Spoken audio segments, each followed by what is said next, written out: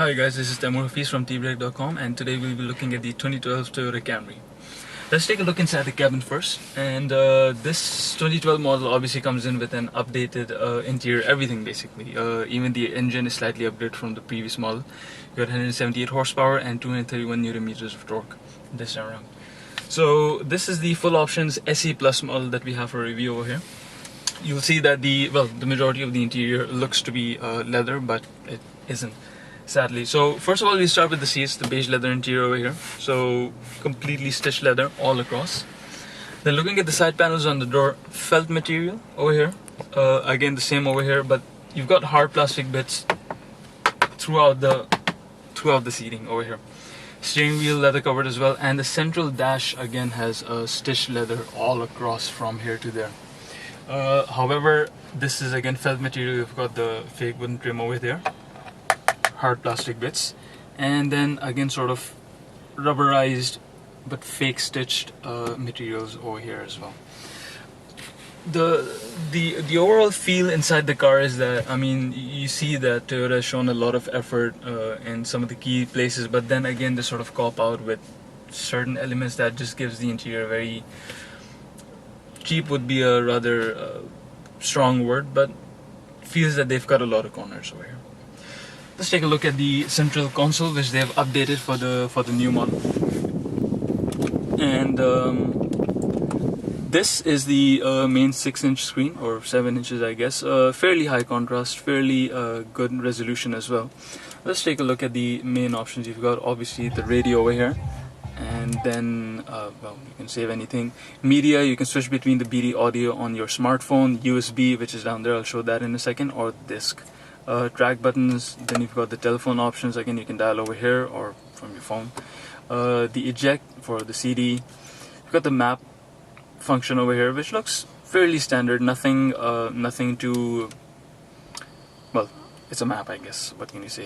You can obviously select different settings, zoom in and out of places, I guess, yeah, and then you keep on doing that. Obviously you can select and set destinations over here from the nav settings, and it'll just you need to add in certain settings, and then that can be taken care of. Going back, this is the main information screen on the car itself. It'll show you different settings once you've started driving, so right now it's just barely anything over here, which is good if you want to keep a record on how the car is performing and everything.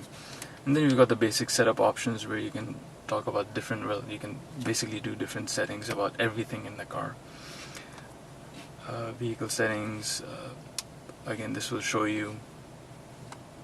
Then going back, screen as you can see is fairly responsive. You don't need to touch in anything and go into detail about anything. So quite a lot of things that you can do with the navigation, with the main screen itself, and a lot of reminders that you can put up about the car as well. Well, basic settings over here as well. And that's it for the main display panel. This is the climate control, the dual climate control down over here, which you can set up.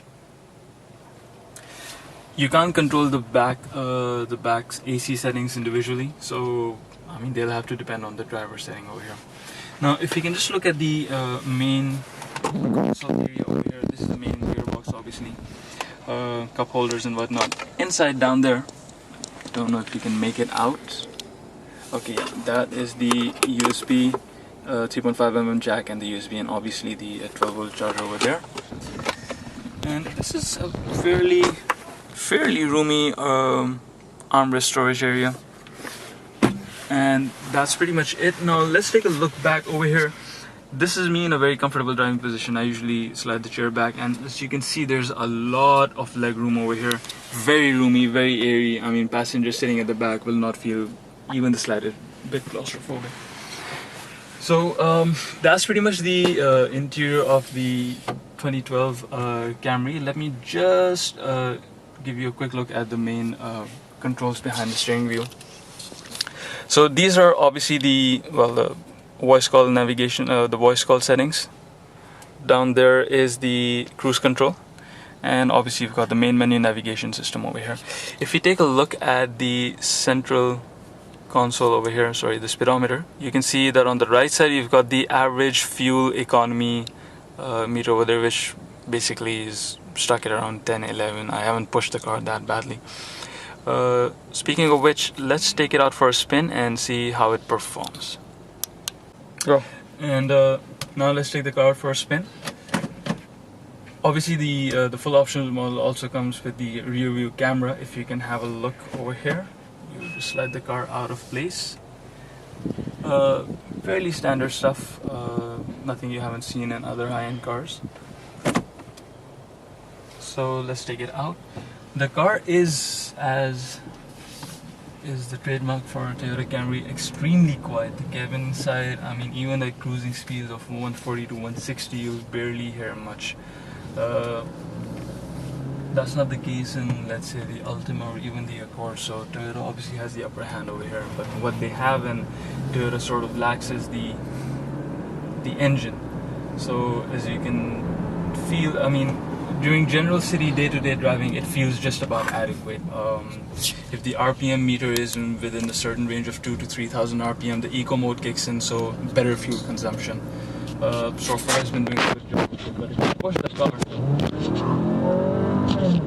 it makes a lot of noise and it feels